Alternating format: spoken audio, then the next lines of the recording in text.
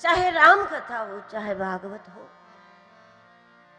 शास्त्रों का हेतु है स्वस्थ व्यक्तित्व का निर्माण। संयम सीखे, इससे शारीरिक स्वास्थ्य बनेगा।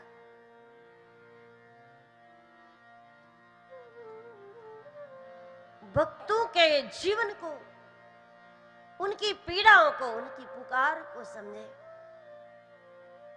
मन बन जाएगा। अपने लिए रोने वाले उसके लिए रोना सीख लेंगे, मन बन जाएगा।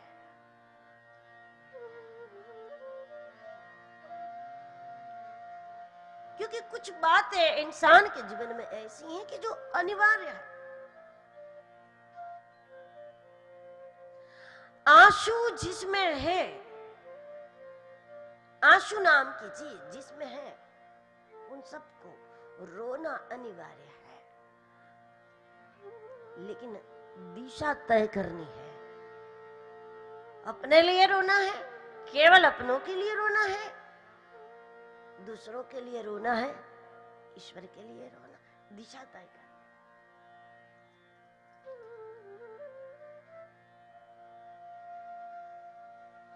इंसान किसी का होकर ही जी सकता है, इसलिए किसी का हो जाना अनिवार्य है। अब दिशा तय करनी है आपको कि आपको किसका होना है। विषयों का होना है, संसार का होना है कि श्याम का होना है, दिशा खुद को तय करनी।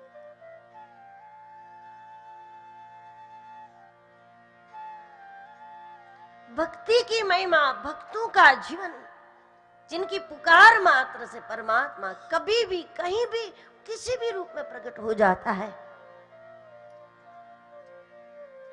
उन कथाओं को, उन चरित्रों को समझकर मन बनता है।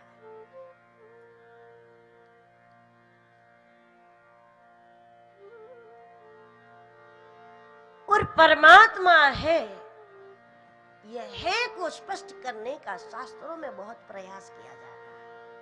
बहुत ईश्वर को प्रतिपादित करने का प्रयास सभी दिशा से सभी महापुरुष करते हैं कि एक बार ये कलयुग का इंसान है को मान ले, बस कि वो है। भगवान के विषय में आपने है को मान लिया, इसके साथ बहुत सारी बीमारियां समाप्त हो सकती है। आपके है को मान ले। भगवान है कहने वाले बहुत हैं, लेकिन है मानने वाले कितने हैं? है को मानने वाले लोग बहुत कम हैं। अगर भगवान है कहने वाले लोग भगवान है मानने भी लगे तो क्यों डरेंगे, क्यों पाप करेंगे, क्यों किसी की निंदा करेंगे, क्यों अपराध करेंगे? अगर है को मान लिया।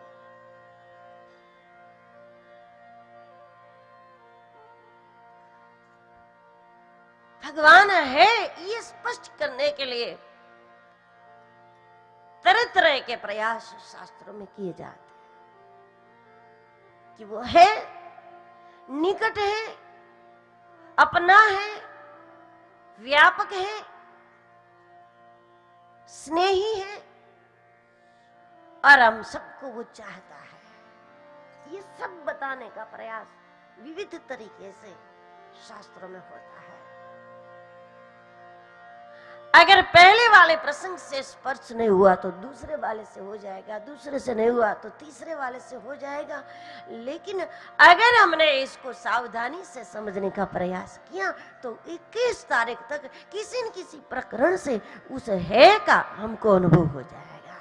क्योंकि उसका जब तक हमको स्पर्श, उस है का, उस तत्व का स्पर्श नहीं हो जाता हमारे भीतर, तब तक अपेक्षित परिणाम नहीं आता। भगवान है इस बात की अनुभूति होते ही बहुत कुछ परिवर्तन अपने आप होने लगता है। तो बड़ी मेहनतों के बाद परिवर्तन हम अपने व्यक्तिगत जीवन में नहीं ला सकते थे, वो परिवर्तन उस है का स्पर्श होते ही अपने आप होने लगता है, अपने आप होता है। जैसे अग्नि का स्पर्श होते ही बहुत कुछ खाक होने लगता है, उसी प्रकार उस है का अनुभव होते ही अपने आप बहुत कुछ पिघलता है, बहुत कुछ बदलता है, बहुत कुछ बनता है। इसीलिए प्रधानता है इसमें इस सत्य की। इसलिए शुरुआत भी सच्चिदानंद रूपाय सत्य से है और प्रथम स्कंद का पहला श्लोक भी सत्यम परम धीमहि है।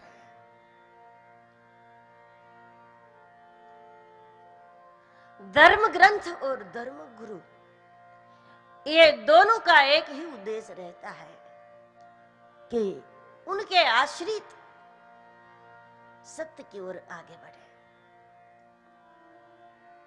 सत्य का अनुभव करें। धर्म ग्रंथ और धर्म गुरु का आग्रह नहीं होगा कि हम कृष्ण को भजते हैं तो मेरे अनुयायी भी कृष्ण को भजे, हम राम की पूजा करते हैं तो मेरा शिष्य भी राम की पूजा करे, हम शिव भक्त हैं तो हमारे शिष्य भी शिव भक्त बने।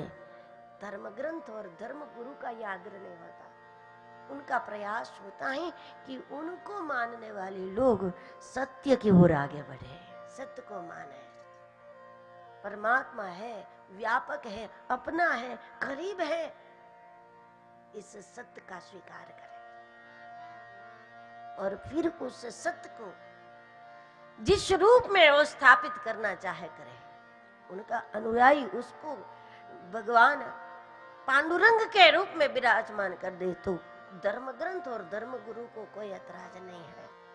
कृष्ण रूप में स्थापित करो या राम रूप में, शिव रूप में करो या शक्ति रूप में, उनसे उनको कोई ऐतराज नहीं है, क्योंकि उस सत्य में लगे रहने के लिए कोई आधार चाहिए हमको, और वो आधार हम किसी भी आकार को बना ले, इससे उनको ऐतराज नहीं है।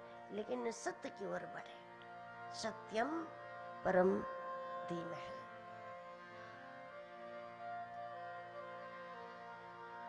यही उद्देश्य है और इसी से एक स्वस्थ समाज का निर्माण